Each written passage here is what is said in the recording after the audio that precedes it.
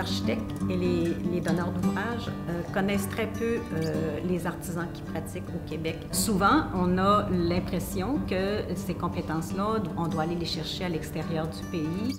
Il y a encore des artisans ici qui sont en mesure d'effectuer ce type de travaux-là. Le besoin, c'est de faire connaître que ces techniques existent encore. En général, par exemple, pour les mélanges de mortier, on n'ira pas colorer avec... en tout cas, moi, je n'ai pas appris à colorer avec des pigments, mais plutôt avec l'agrégat.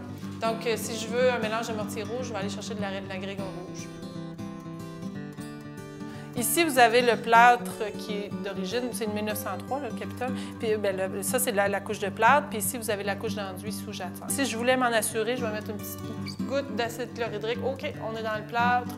Puis c'est ça. Puis là, si moi, je vais casser un morceau de ça, je le mets en résine, je gratte, je vais aller voir. Il y a 6 journées de formation sur 6 différents matériaux, la pierre, le métal, une journée sur le bois, une journée sur le vitrail, une journée sur les décors peints et les décors dorés et une journée sur les plâtres et les enduits. Les formations sont conçues et développées par des artisans pour permettre justement de bien connaître le travail de l'artisan, de connaître les propriétés des matériaux, comment les matériaux bougent, comment les matériaux se transforment. Souvent, à l'intérieur des formations, il y a aussi un restaurateur ou un conservateur qui va se joindre à la formation, puisque c'est un expert avec un autre type de compétences qui va permettre souvent à l'architecte de prendre les meilleures décisions possibles.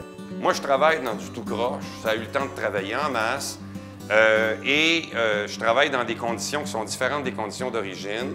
Je fais des corniches après que les murs et les plafonds ont été glaisés, ont été toutes faites en plâtre.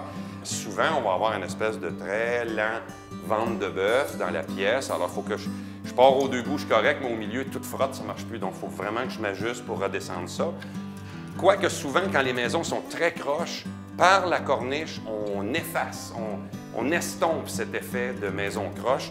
Et puis, une fois que tout mon assemblage est terminé, que c'est repeint, on a l'impression que la pièce est droite. Illusion que j'arrive à donner.